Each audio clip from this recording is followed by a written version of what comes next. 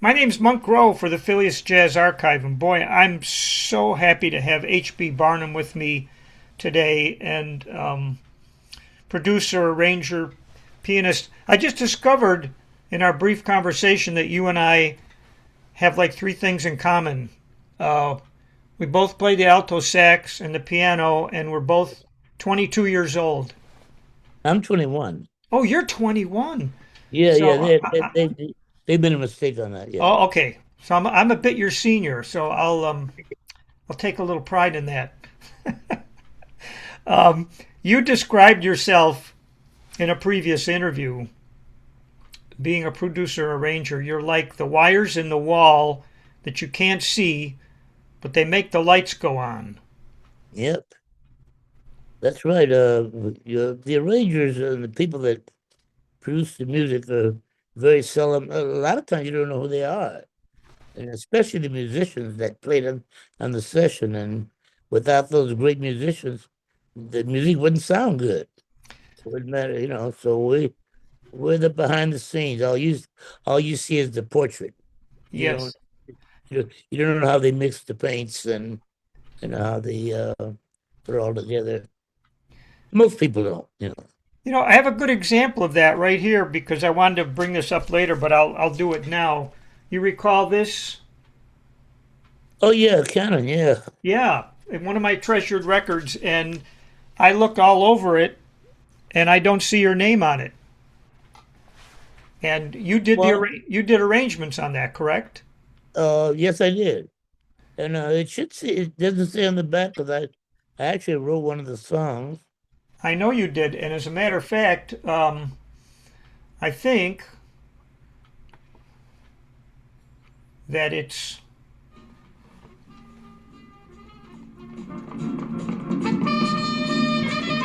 Yeah.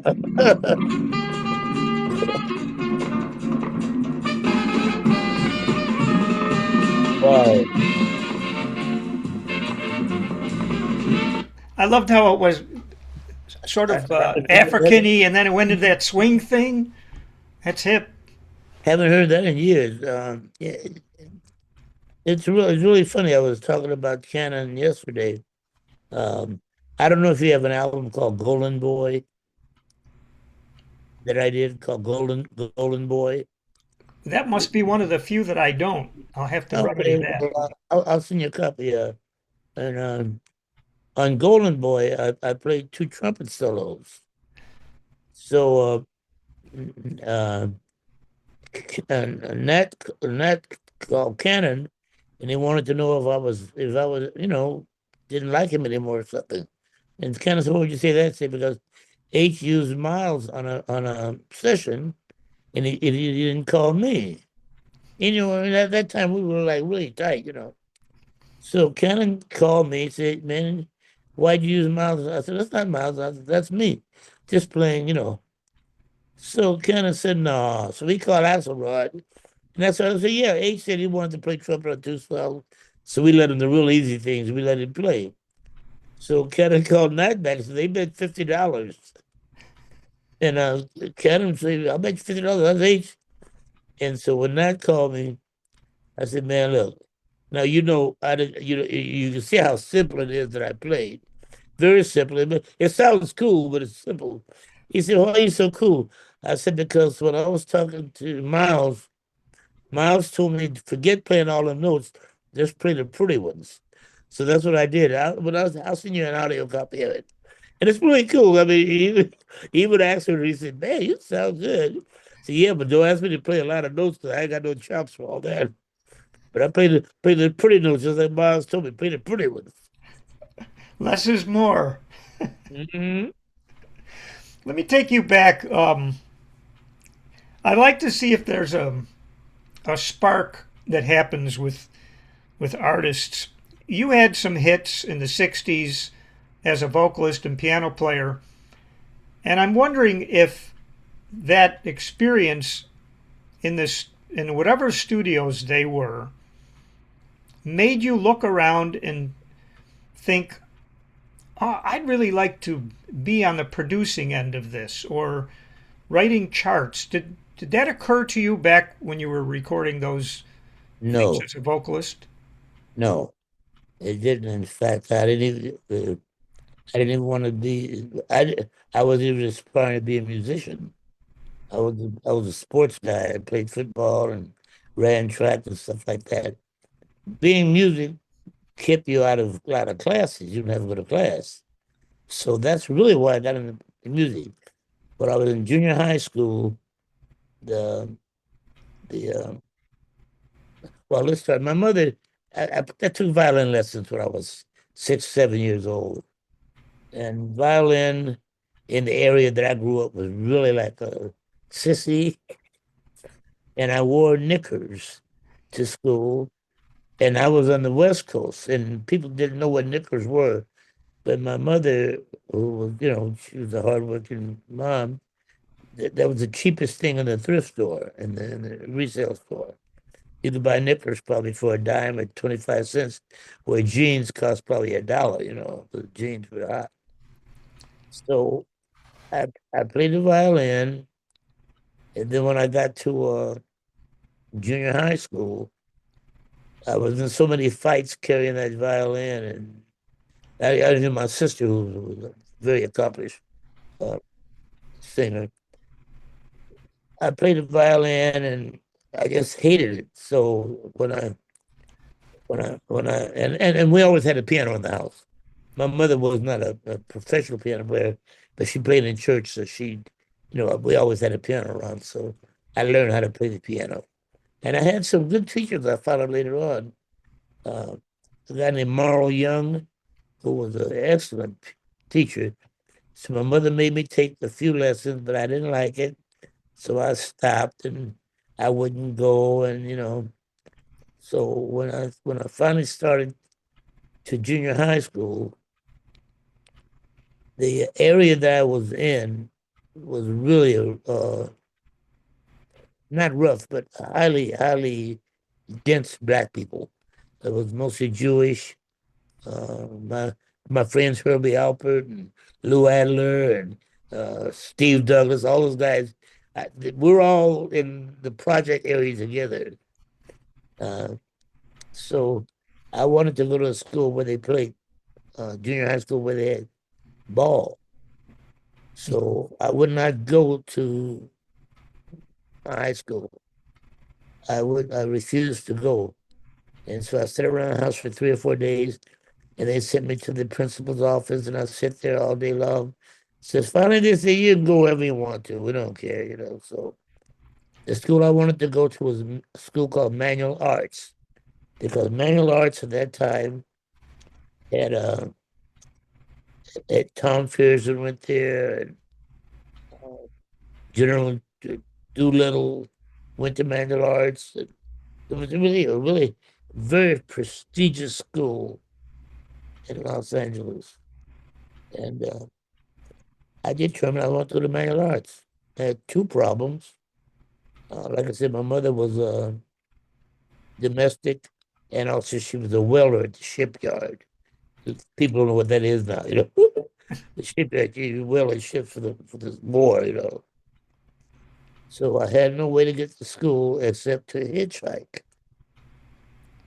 So God is good. I stood on the corner one morning, and the guy came by. 6:30.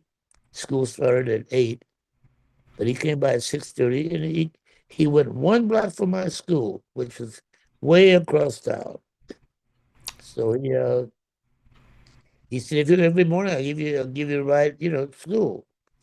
And in the evenings I had to wait till about 5 or 6 o'clock, because that's the time he left work going home. So if I wanted to ride home, I just waited, hung around school, which meant I could go to football practice and just leave a little early and get on the corner. So I was. But all this time, the music wasn't that important. It started to become important when I was signing up for my classes, and there was a thing called ROTC. Did they have that in Canada? Yeah, ROTC. Rochester officer training. That's right. Well, if you were a 10th grader, you had to take that 10th in the 10th grade for 2 semesters, which means you had to be at school at 7 o'clock. So there was no way I could get to school at 7 o'clock because the guy picked me up at 6:30, but I would never make it. And then and I don't want to wear a uniform, and you had to be there every morning. So when I was talking to the counselor, the guy, his name is John Farrar, was my teacher, band director, and everything. And he said, "Well, if you're in the band, you only have to be here on Fridays, you know, because otherwise the band is in the regular band room." So I said, well, "Good, I'll get the band. I'll sign up for the band." So he said, "Oh, what do you play?" I said, "I play the violin." He, he said, "Oh, we don't we don't have any violins in the marching band." He said, "Can you carry a tuba?" And me and my big man, yeah, I can carry a tuba. So got the he got the tuba. Now in the tuba, not the euphoria, the tuba, that big thing. I Was it weighed 117 pounds. was it a sousaphone?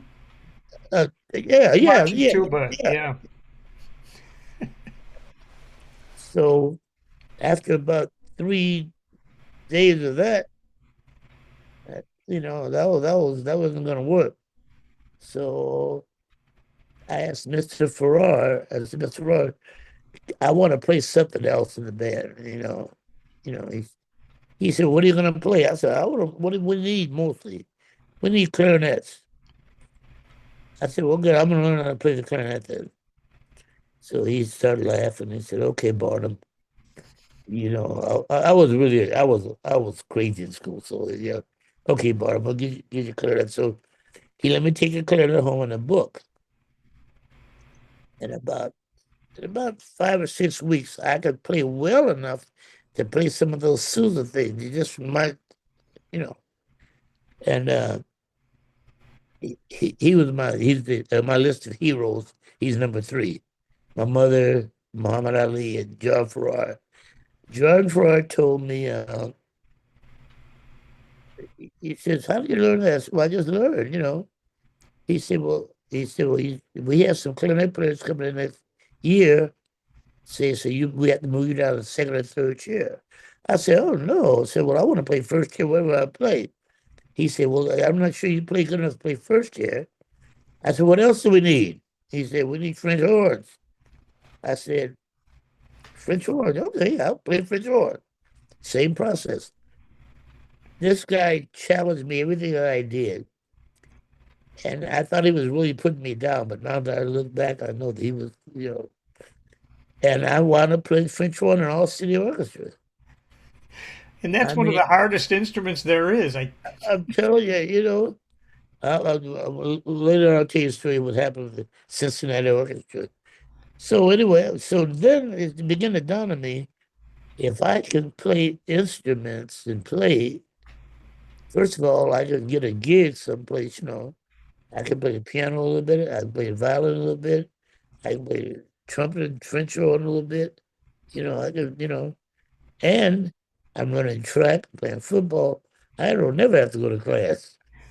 So that was my thing getting through school.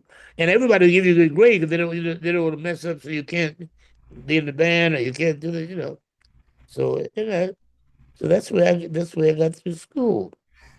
everybody's going like, "Where's HB?" He's He's probably got in to the play band. his assembly. That's right. Assembly. He's got to play the band. He's got to do this. Uh, so I had it made. Uh, I got pretty proficient on a couple of the instruments. But I'm never not great, but good enough to play. And I could read, and because I'd taken the violin, I could read, charts and everything, read music, and When if I when had did the idea of chords at the piano, where when did that come into your consciousness? I don't know. I don't know. Oh, and all this time, another thing I did was sing with groups. At the time, there was a company called Dutone that was starting out in California, Dutone Records. had the Penguins, the Meadowlarks, the Medallions. You know, all, they had the first million seller with Earth Angel. That was on Duke. Well, Mr. Ducey Williams was my auntie's boyfriend. And there was another guy in the projects where I lived that had a record store at the corner. His name was Jack Lauderdale. And Jack Lauderdale had a company that had Little Esther Phillips, Mel Walker, Joe Liggins on their little label. So the music was always around me. I had a little band that we played all the Louis Jordan and Sutter Finnegan music, you know, and my little band was noted in the area. So it was the music was always there. And Now you said I want to pause for a second because you said my first little band I had Eric Dolphy, Charles Lloyd, and Billy Higgins. that was actually my second band. Oh, that was your second band. And I have some pictures of that. I had Charles and Eric lived near Minor Arts High School. So when I'd go to school, I'd always hear Charles practice every day, you know. And so when I put my band together, I had Sam Goldstein on drums, Ralph Enriquez or Chuck Burkhoff on bass, and then Charles Lester Robertson on guitar, Freddie Hill on trumpet sometimes, and well, I mean all those guys ran through my life, you know. And What kind of what would some of the tunes that you have been playing at that time? Were they Oh Babe, Harbor Lights, all the Glenn Miller stuff, of course. I wasn't writing anything. Uh, just all the Glenn Miller. I so you're think I started writing my last year in high school because it was a way to get your name in the program. Somebody always wrote the commencement thing, you know. Uh, and then and like I said, I started singing with these groups with the Robins and the Meadowlarks and Vernon Green and the Medallions. And so they always had to get somebody to write the music down. We played someplace. So Mr. Farrar helped me sketch out stuff, and I started sketching out stuff. So when we got someplace, so because I wasn't a good singer, so that means they always had to keep me in the group too, because I was the one that could deal with the musicians. I knew the instruments. I could, uh, write the little chords and stuff out so they could play. So it was just a way of survival. It wasn't a way of what I wanted to do. It was just survival. it just occurred to me that with you playing the violin, then the clarinet, then the French horn, three different keys. And you may not have known at the time, but like that sets you up for this whole thing about transposition and Oh yes, right? yes. Hmm. That's right. I could look at, I could look, and also, if I had to read a, a piano line on the alto or the tenor, I knew where to go to. Yeah, Yeah. yeah. It really it was like between Miss Farrar and my mom and Jack Lauderdale and guys like Leon Renee and Eddie Bill. I mean, I was always playing with older guys. So Gerald Wiggins, I was always around older guys. Were you part of this Central Ave scene in Los Angeles? I wasn't. What I would do at Central Ave, I would go down and sit outside the theaters or the clubs and listen to guys like Joe Liggins and Roy Milton and Amos Milburn. Those guys all came to the clubs, and I would sit outside the $1 Million Theater and listen to Basie and Sutter Finnegan, um, uh, Elton's band came all the time, at the $1 Million the Pyramid. So I would, from the time I was like 7 or 8 years old, I'd be down listening. It was just in here, in Oh, the computer. Yeah. this is an understatement. It sounds like you were a fairly independent young man. Yes, sir. Did I say bad? Well, Yeah, that's one way to say it. my mother, I tell you, my mother was a shipping welder. She would leave home at 9 o'clock at night. 'Cause she worked the graveyard shift. And she would leave home at 9. I would leave home at 10, get on the streetcar and ride from one end to the other. I know now, I found out years later, my mother, she used to give me, whipping. We call it whipping, spanking with a switch. They don't do that anymore. They call it child abuse or something. But anyway, you gotta, because my sister was home by herself. So my mother would leave, I would leave. I'd get home in the morning time to go to school, back and forth in the streetcar. I don't know what I was doing, just sit there. So I found out later on that my mother got tired of whipping me. She gave the streetcar man a dime and two sandwiches. So he fed me every night, and I had no idea. This guy was giving me a thing. Yeah, we was there. I'm hungry. Give me. And I would lay in the back of the streetcar where it was warm and ride back and forth and the other. When I was about 12, I think I to my first trip. Continental Trailway had a thing. You could pay $19 and ride anywhere in the country for 30 days. They still have something like that. Oh, yeah. Greyhound still has a thing like that. It's a lot more money. I think it was $19. You could ride from one end to any way they went. So I would get on the bus sometimes, and my mother got tired of whipping me. She said, just make sure you're home when school starts. But I would ride, so I run all up in Canada, all back east. I saw Niagara Falls when I was probably like 12. Yeah. And then when I started going on the road at 13, that was excellent because I got a chance to go all over the country with the shows. Yeah.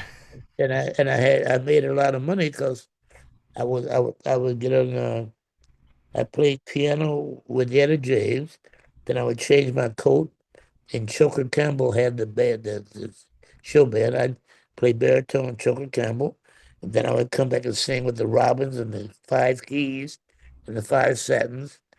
And then did I play another instrument? Anyway, and I made $90 a week, man. So I was smoking, man. So if I look up Jack of all trades on the internet, it probably And says H.B. Barnum. say the rest, master of none. I mean, like I said, I could hang, but when you got the things like Cherokee, like this, I couldn't smoke it. I know what you mean. Let Yeah. me let me fast forward. See if you recognize this. I ain't talking about Millie, Josephine, Linda Lou. I ain't talking about Oh, nobody but is that RC or Capital?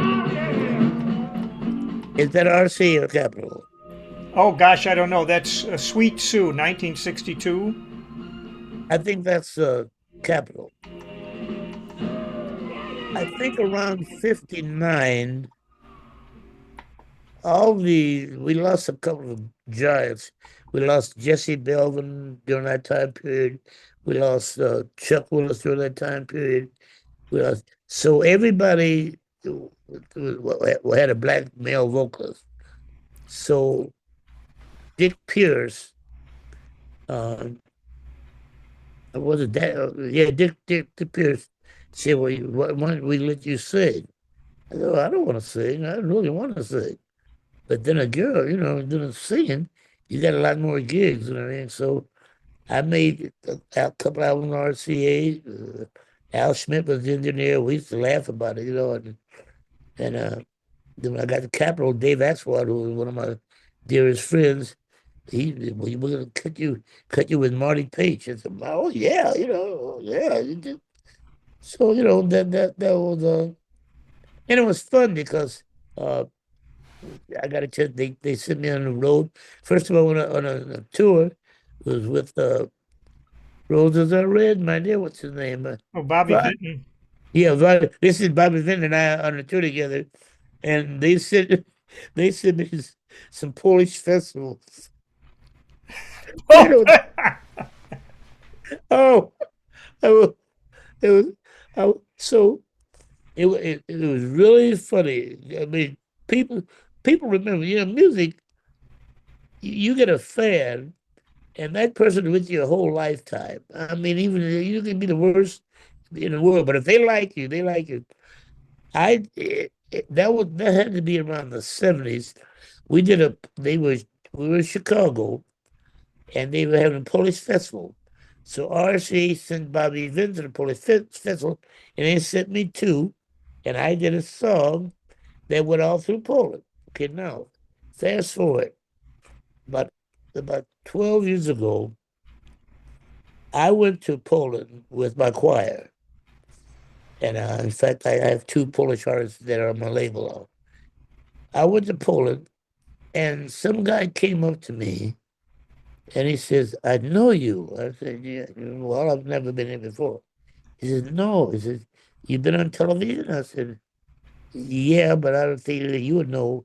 We talked about, he saw me in that, it was 35, 40 years ago, on that Polish TV show. And he remembered it. But so, we live a charmed life. And I'm really appreciative of it because, I could have been a bum, a drug addict. it's The like you guy, had some guardian angels on your shoulder. oh, they're still here. Are you kidding? Are you kidding? I was out with the worst guys. Jimmy Reed, Lightning Hopkins, Amos Milburn shows. All these guys were on crack or heroin, not crack, heroin and stuff. They wouldn't let me stay up. They'd maybe from I went to my first really good gig was at Harrah's in Las Vegas with the Robins. Buddy DeFranco, the band was there, and the Robins were on the show, and who there was, and the Trinaires, they were on the show. Now a lot of those guys were doing heroin stuff and drinking heavy. I mean, especially like Jimmy Reed, Amos Milburn, they drank all night. They would not let me touch anything. Little Richard wouldn't know. Little Richard, boy, the kid, kick your ass and go to bed, and they'd be in the next room with the girls and, with drinking and whatever. They wouldn't let me. And I remember Little Richard, don't worry, Miss Money. We gonna take care of him. We're not gonna let him do nothing wrong. And I mean, under threat of kicking my butt, you go in the room and lock the door and don't come out. You know. Oh no, Was was Las Vegas um, still segregated for the yeah, black musicians at that yeah. time? Mhm. Yeah. Well, my first gig, I said, was the Harris Towel, and I didn't know. Terrell called me about 8 in the morning. Says, H, said, we want you to come and join the group. They were in Tahoe. I got on Continental Trailway, went up to Tahoe, walked right through the front door. The guard approached me, but he saw I was a kid. I was 13. And he stopped me and he looked at me and said, what are you doing here, boy? I said, I'm with them. Now, when I said with them, they were on stage when I walked in. They saw me come through the front door. They all ran off stage, the Robins. The guard stopped me. He said, and I never seen a slot machine, nothing like that. So I was looking at the machine. So the guard said, boy, what are you doing here? I said, well, I'm with, and they were gone. I'm with them. He said, you're the blackest black boy I've ever seen in my life. But not mean, And I said, well, you're the whitest white man I've ever seen in my life. He said, well, come on, boy, you can't come through. You got to go around here. So he took me around the back, and that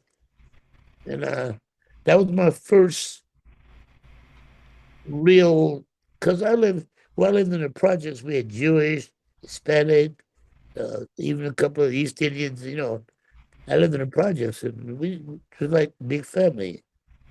So that was my first thing. And then when I came back on my first road trip, uh, There was Eddie James, Five Keys, Five Sevens, Bill Doggett, Choker Campbell Band, uh, Gene and Eunice. I'm trying to think. There was like 19 of us in the bus, and we when we left L.A., when we hit Arizona. That's the first time that I saw colored white sign. Well, I didn't really know what it meant. And I was going, oh no, you can't go in there. You can come on, you're going on there. So then I mean, it got cut off quick, But yeah, oh yeah, and all our first shows, they had they would either have the whites downstairs and blacks upstairs, or vice versa, or they would have a rope down the middle of the place at one side. And I went there with a ride one night in Nashville. Somebody cut the rope and the kids got to dancing together. And somebody drove a truck right into the side of the concert, and all hell broke loose. I remember one night in the little Walter, we were in Texas. I'm trying to think what town. Anyway, Jimmy Reed. Jimmy Reed, uh, yeah, Jimmy Reed was playing the night after us. So he, I'm gonna mix it. It wasn't Jimmy Reed. It was Chuck. What's his name? Went out of Louisiana. Oh, Chuck Chuck Berry. Berry. Yeah, Yeah. they were playing the night after us, so they came to see us. It was all white crowd, and I was with Little Richard. So Chuck came to see us. So the next time I saw Chuck was in St. Louis or Chicago somewhere. And he said, "Kid, let me show you something." He pulled out his guitar that was just a neck and string. He said, "We got to sing." He said, that the next night we got to play it, and the white girl got to pull it on my coat. And man, them boys run me through the cotton field. So I had to run out with my guitar. This is all that's my guitar. He had me laughing. Yeah, no, there was some serious stuff going on. And a Well, thanks couple, for sharing that. It's. I hope things got better for you. I'm wondering the first few times you went to write a chart, did you sit at the piano with like a score pad in front of you and you sort of play chords and think, all right, if I have the saxes do this, then the trombones can do this. What was that process like? okay, how about when I tell you, I wrote my high school the old, they played it at the orchestra at school. And I don't know how I came about writing it. I probably did like you sit at the piano and everything. But my first big break came when the Robbins and Count Basie band did a tour. We had a little record called Cherry Lips that was on Gene Norman's label. And of course, of course, Basie had Joe Williams, Every Day After the Blues. So they said, you're going to sing with the Basie Orchestra. So you write the chart. Ouch. Wow. So I brought my chart out and I counted off, and everybody's, yeah. And it's not like the band started laughing. What the hell is this? And I ran off crying. Uh, you know, I ran out after rehearsal crying. Marshall Royal came out and said, "Hey, kid, bring your ass back there." He said, "Stand right there. You motherfucker, you know what you're supposed to do." What happened is I forgot to put the key signature in. So the notes are right, but I didn't put a key signature. So Marshall Royal became one of my mentors. He gave me his mouthpiece. So I have a mentor from him. Bill Green gave me a mouthpiece. Rashawn Kirk gave me a mouthpiece. I've got about 9 mouthpieces of great sax players. Bob Cooper. That's amazing. What? Okay, I'm really going to test your memory here. That thing you had, the little train wreck with Basie. What key was it in? It was Cherry Lips was in Cherry. I don't know. I don't remember now. Yeah, probably F. But Okay. whatever it was, I didn't put nothing. I put the right notes, but I didn't put a key signature. So when they hit their chords, it just sounded all off. And uh, Was Basie there? I'm not sure if he was on stage or not, but the band they had finished their rehearsal and we were getting out of the thing. But Marshall said, Marshall, you came out and get your butt back in there. Dinah, I did the same thing with Dinah. Uh, there was a club in LA Dinah called Shore. Dinah Dinah, Shore. Dinah Washington. Oh, Dinah Dinah Washington. was my favorite. I has was and still my favorite singer. She was at there's a place called the Nightlife in the Oasis in LA was the club where all the if they didn't play the $1 Million Theater or the Paramount, the Oasis was the place they played. And it was owned by a black lady named Gertrude Gibson, who also owned the Los Angeles Sentinel newspaper. And I played with Donna when I was 12. My mother got a call this morning. Can we get HB down to the club? Because I knew all the Donna Washington songs. Just from listening to radio and everything. Elmo Hope was the piano player with the band. They had a lot of great players. Elmo Hope was in that band. It was the Johnny Otis Orchestra, but Elmo Hope was Donna's piano player. And Red Holloway was in that band. Who else? Their prominence, yeah. Anyway, I know also. So they sent a taxi cab, took me to the club. I walked in without any, just because the show was supposed to start like at 8 or 9, and it was almost 10:30. And my mother said, "You getting back home because you got school in the morning." So I was so excited that I wasn't. So Dana came on stage, and I think the first song she was doing was a song called "I'm Lost Without You Tonight." Shipwreck without a desert, Dana. Anyway, so the 1, 2, 3, 4. Oh, the first words that Donna Washington never said. Could I swear on your thing? Yes.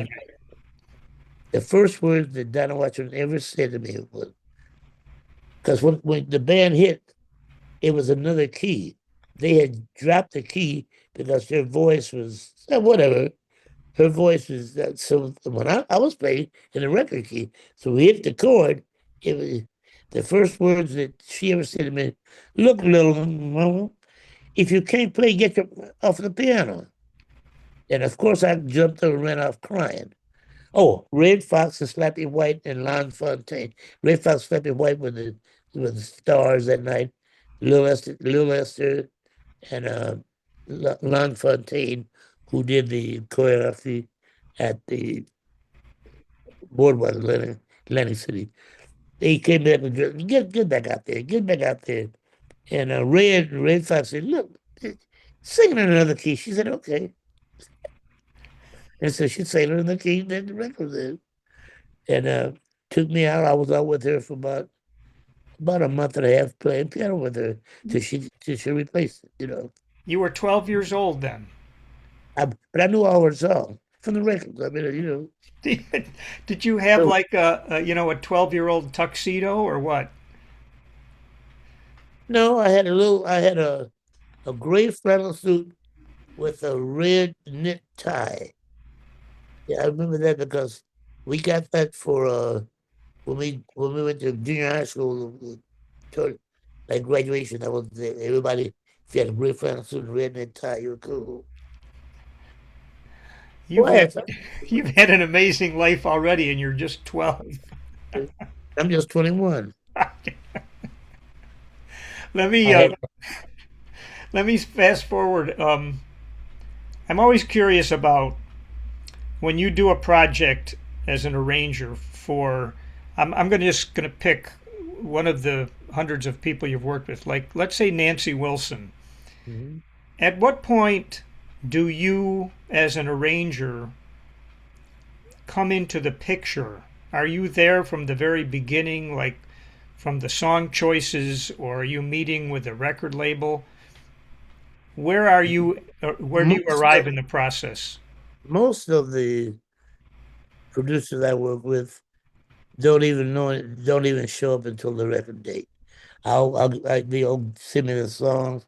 I meet with the artist, and whatever happens, happens. The ones that do that, Axelrod, he wanted to. We work from the time of selecting material. Holland Dozier, we work from the time that we start picking the material. So I appreciate that. But a lot of the guys I work with, they just, I don't want to say nothing bad, but they just show up at the date, And Jerry Fuller, he always worked from the beginning, you know. And you And were they, told what your instrumentation was. no, Um, no, no, more than like that. I would say we can only have 10 strings. We can only have five of these, we have our budget calls for 13 musicians. And you pick it, oh, I see. They give you sort of a number, and you could, Yeah, in yeah, your head, say, "This is what I would like for this artist." yeah. And if I said, I like to use strings, say, well, can we overdub them? I said, well, can we at least have six? Two, four violins, one viola, one cello, and then when we overdub, we'll play different parts. Know, but, uh, That's so but interesting with the way recording technology has worked. That um, as it got more sophisticated, these possibilities opened up for overdubbing and doubling strings and all that. It had a big effect on the music. It seems like. you know what? I would like, being a musician and, being very selfish saying, well, it had a big effect. The consumer doesn't know the difference. You and I could sit there, we could pick out, you know, that's not really an oboe, that's a keyboard, But the average person doesn't know the difference. And what they hear is what they hear. They hear violins. I'm gonna send you when we get out there. I'm gonna send you a couple of things because I'm guilty of it too. When Vegas, I remember in Vegas we used to have 35, 40 men on stage, musicians. Then it got to the point where we had 8 men, 9 men, and a pre-recorded track of strings.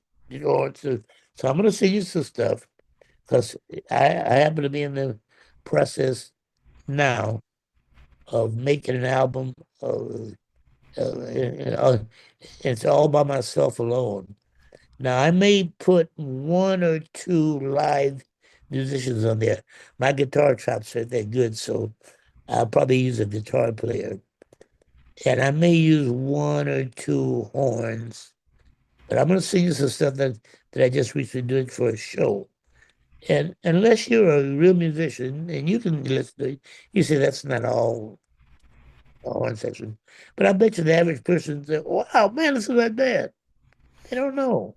So what we should have done as musicians, especially as the unions, with all of this AI stuff and all this, we should have brought them into the fold and made them part of our group instead of saying that's not any good.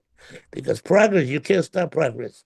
I mean, well, like I said, in Vegas we used to 30 men with no problem. 33. Now the guys say, well, look, can we augment it with some keyboards? I mean, I'm doing shows now. We've got 6 men in the pit, and it sounds like the Boston Symphony. So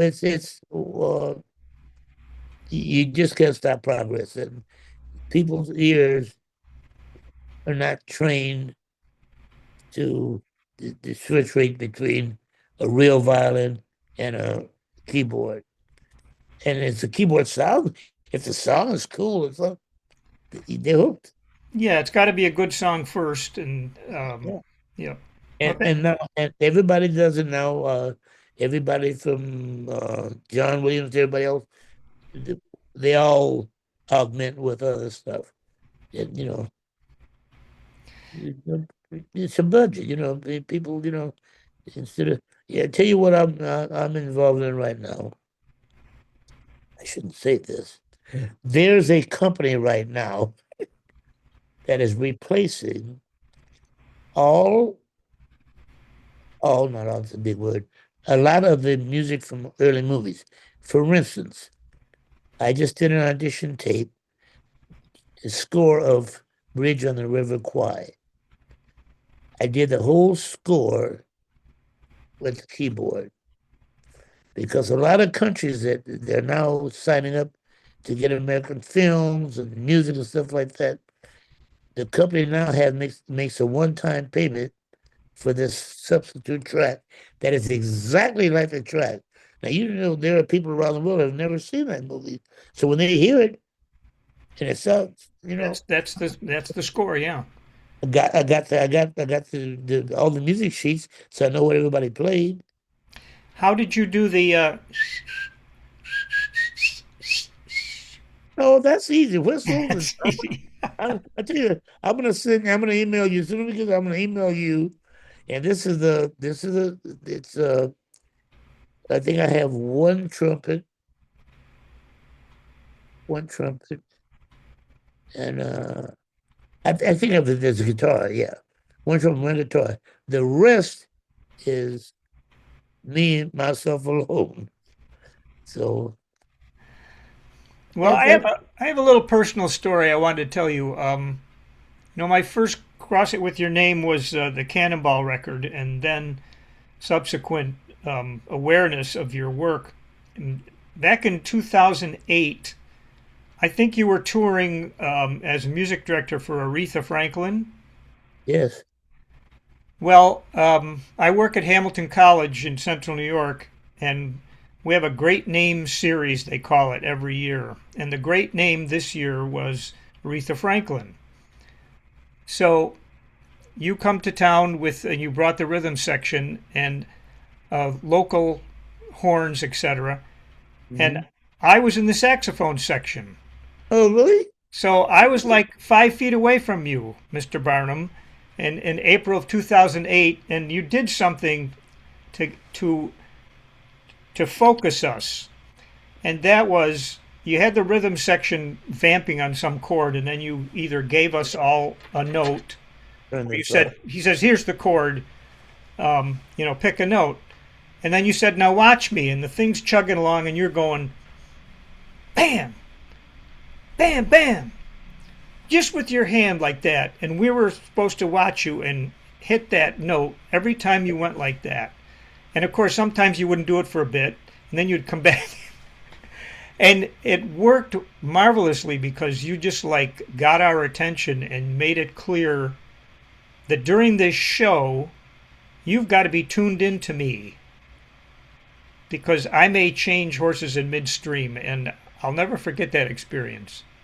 Well, as a music conductor, I'm only gonna be as good as the people that are playing the music.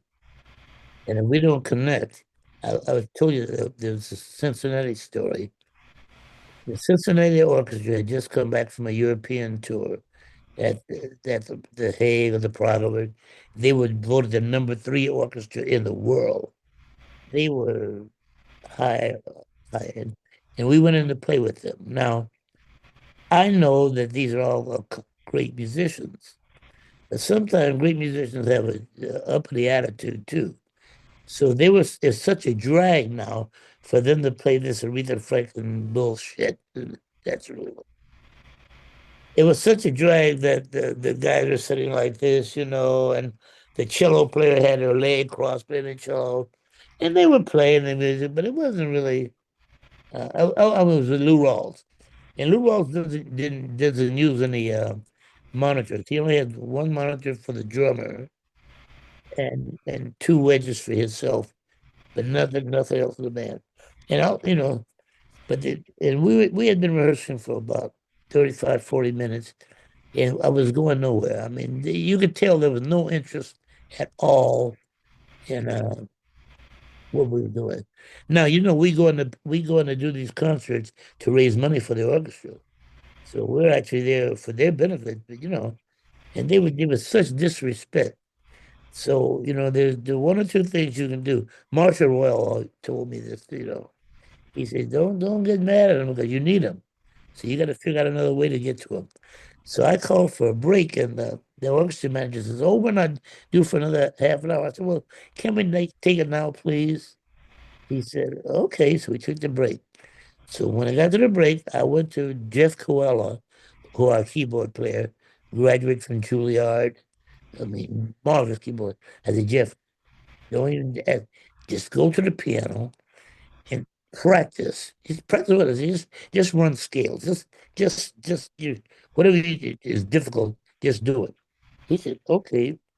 And I told David T. Walker, our guitar player, I said, "David, I said, get your acoustic out and go sit in the corner and just play your acoustic." So I said, "Man, don't just do what I tell you, okay?" In the corner. And then I went over to the French horn player.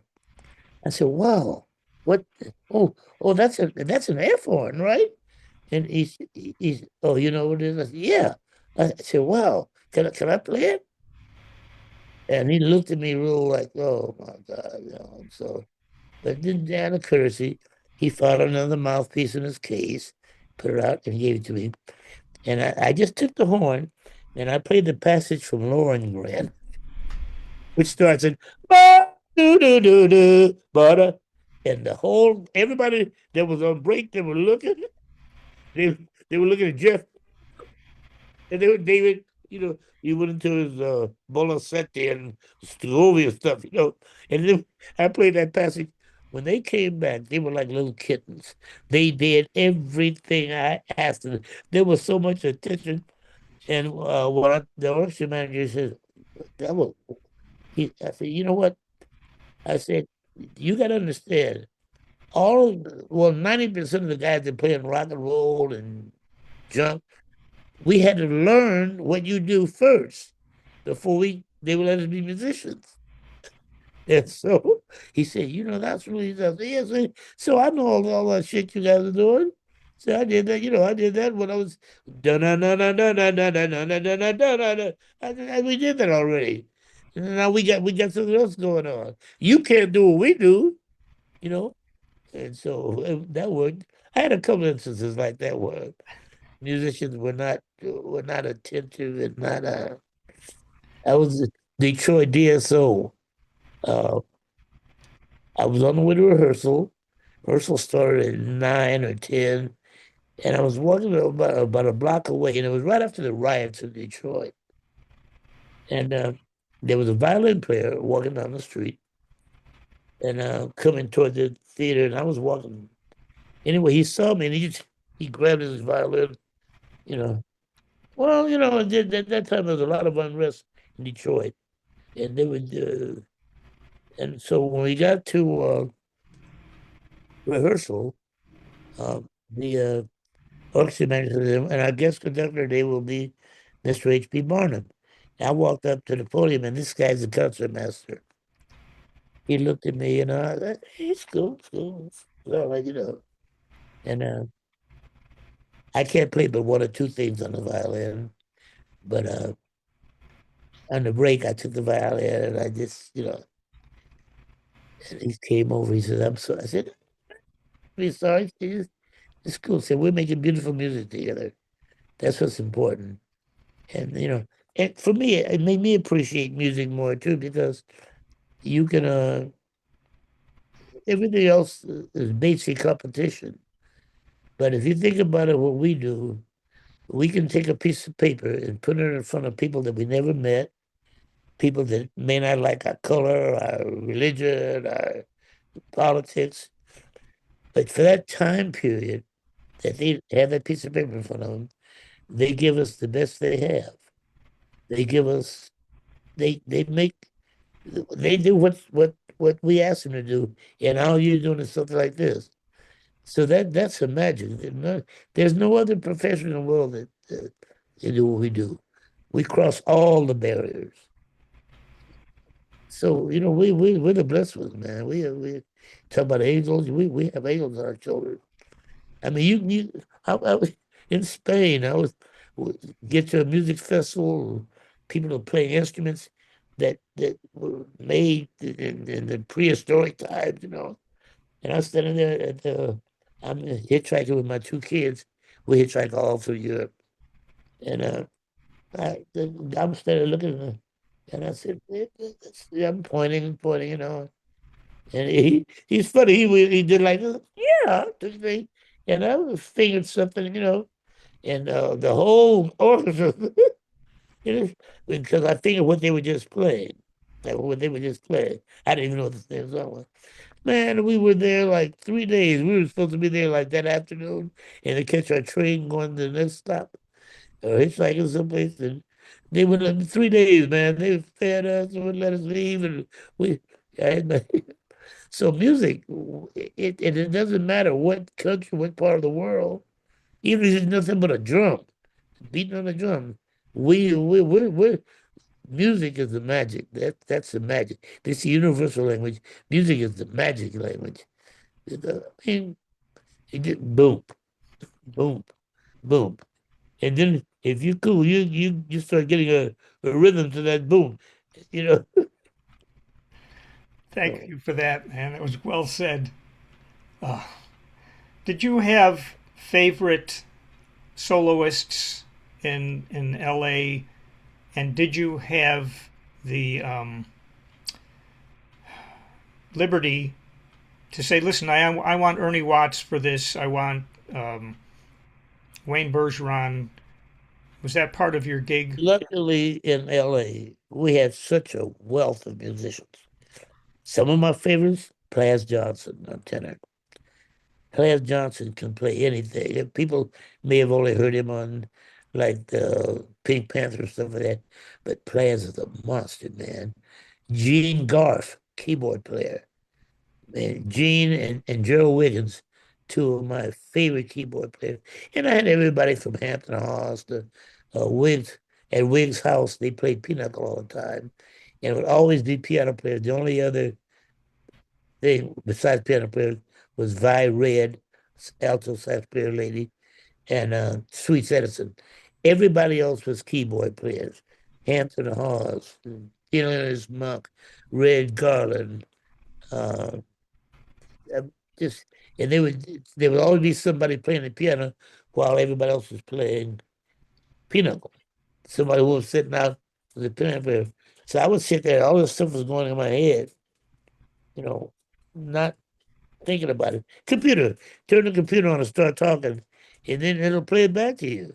You know, but you don't realize, oh, I didn't know. Or even with your phone, if you happen to say something that Siri recognizes, your phone will come on. So yes, let's see, drummers. Well, Billy Higgins, of course, but the kid named Sam Goldstein, drummer. He was a real estate man, but he was a drummer, and he was Gene Cipriano, played the oboe and Woodwinds, sax. yeah, Let me yeah. let me see, Al Viola, guitar player. Of course, Tommy Tedesco and Dennis Buttermere. I had both them. Carol Kay was my guitar player, but I had Tommy Tedesco and Dennis Buttermere, so I bought Carol a bass. So she became a bass player. Did she become a bass player because of H.B. Barnum? I'll show you the picture of her in the band. She was the guitar player. She was the guitar player with Honoré Hutton's band. Honoré Hutton's all girl band, and yeah, I bought her a bass because I had two. Well, I had Dennis Buttermere, and then Tommy Tedesco came in town. In order to keep one or the other, I had to move Carol to bass, and she loved it. She loved it. When you wrote rhythm charts, did it was there variation on how much you needed to write beyond A lot slashes, of chord times, changes. if I wanted specific things, I would write it out. If I wanted to let them, freelance, then of course I put the chords. And either way, you got some great stuff. I mean, there were specific passages that I wanted, and the voicing that I wanted. So I would write that out. And Does something occur to you to be the? Hold on one second. I'm got to make sure I'm. I was losing power, and we'll just cut that out. Um, was there ever instance where you got hired for something and like, oh my God, this is a new challenge for me? And how did you approach it? several times, and I used to go to people like uh, I can't think of his name, Ernie Freeman. If I needed help, because a lot of times, especially when I first started, I wasn't sure. Not necessarily for the musical part of it, for the deportment part of it. Because you remember I told you I was an athlete and very high strung, very volatile sometimes. And you can't be that with the people that you need their help. You have to kind of, push them along a little bit. And Ernie used to help me. Neil Hefti used to help me. And when I say help me, I would just go and sit at their sessions, sometimes sit right by the podium and let them watch how they handle things. Because remember the music, notes and notes, but music is different than notes. The notes is the roadmap, but how you drive is whether you're gonna get there or not. You know where it is, but are you gonna get there? We have we're such a blessing. When I went to City College, and I went to City because when I graduated from high school, the only uh, scholarships I had were based on athletics more than music. But City College had the number one swing band in the U.S. Bob Cooper, Lenny Niehaus, Audrey Previn. I think of some other guys there. Uh, Freddie Hill. They were all in the band. So we signed up for the band. I'm gonna tell you the other guy's name in a minute. We signed up for the band, and after about a month, Mr. McDonald, who was the band director, great band teacher, called me and this other guy in and said, "Look, you guys are not going to be musicians. I don't care what you've done in the past. You're not going to be musicians. So if you drop out now, you get a no grade. But if you stay in, you're probably going to fail. And rather than have a fail or a DNF on my transcript, and that coupled with me was the other part of it was I had hurt my ankle at practice, and so I probably wasn't going to play that season. That's it. So we dropped out. So me and Les McCann, we both dropped out. So that was the end of my college. So there, I guess you told them. We- Now we remained friends. I went back and endowed the school with give them charge. I worked with them. Okay, check this out.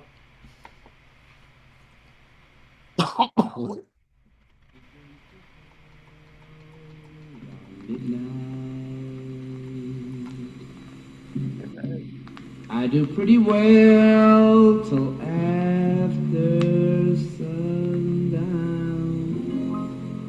Supper time, I'm feeling sad.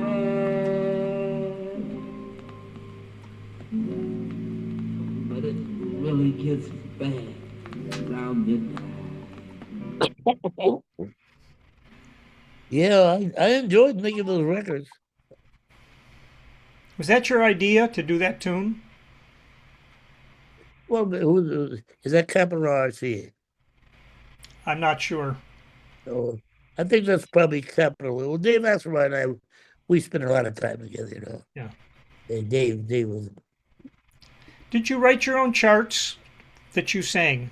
did at RCA. When I was at Capitol, Marty Page did one of the albums, Hmm. and I did the others. Yeah, Marty did one. Yeah, Yeah. and then when he did, I got a chance to go to Italy and do a whole TV show. I'm trying to find the stuff now. It was like a special. We had girls, singers, and dancers and everything. You know, yeah. Well, I left. I was at Disneyland for almost 3 years when Disneyland first opened, and I was there. I was singing. Then I was the band singer. Oh. Yeah, I was the band. When the night they opened, I was there for 3 years, 8 shows a day. They did- Wow. I only did 2 songs, the same 2 songs. Wow. You must have. I'm assuming that you spent your downtime like writing charts or something. No, at that point, I probably didn't do much writing. I did, because we worked every day. I had to drive out there, and the park was new, and and I must have wrote something, but but see, I can tell you, I was doing it, but it wasn't, like you have to. If I had practiced, I'd probably be a great player because I can hear it. I just can't do it.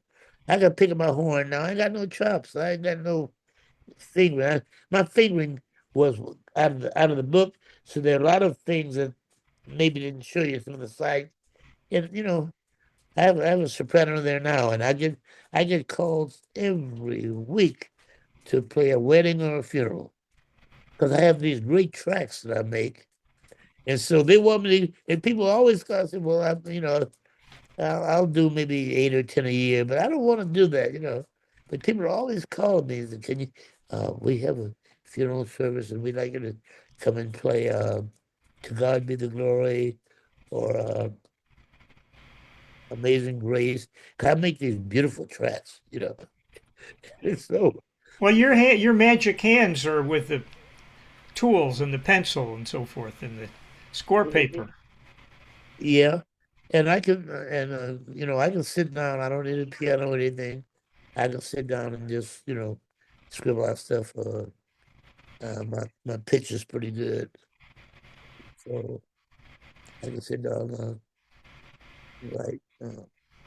This has really been a fascinating conversation, and I can imagine we could do a second or third.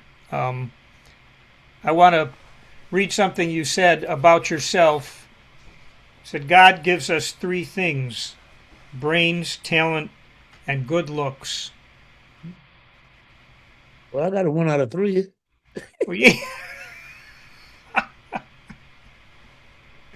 you know, you've done a lot for a guy who's 21. HB. Hey, God is good. I've been blessed, and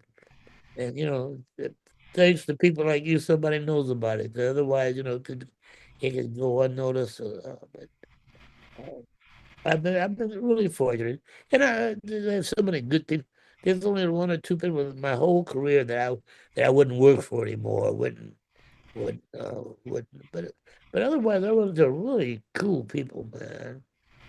Uh, And Kate, along the way, you picked up some psychology tricks as well. You're talking about how how you got that orchestra to be just like kittens. I love it. K-Star broke out crying. Uh, Dave said, I got K-Star. And K-Star was the big artist at Capitol. You're going to arrange for K-Star. Man, I wrote everything I could think of on that chart, man. I mean, I put every note that ever in my head on that chart. And K-Star was standing right by me by the podium, and I was running the chart down, and I ran it down, and she looked at me, and I ran it down again, and she started crying. She says, "Where am I gonna sing?" Because I had every damn note I could think of. And she started crying, and she went in the booth, and I saw Dave talking to her. So Dave came out of the H. He said it's chart's too busy, man. Because I thought I had to write it in K-Star. I got to write, That's when Miles said, just play the pretty notes. Just play the pretty notes. I have to play all the notes. Oh, fantastic. Thank you for your time, HB, and good luck with your never-ending projects and charts. And this has been a real joy for me. Well, thank you so much. And as soon as I get up, I'm gonna email you this show thing that we're working on now, and you tell me which is fake and which is real. Okay. All right. I'll just pause here and we'll say our goodbyes.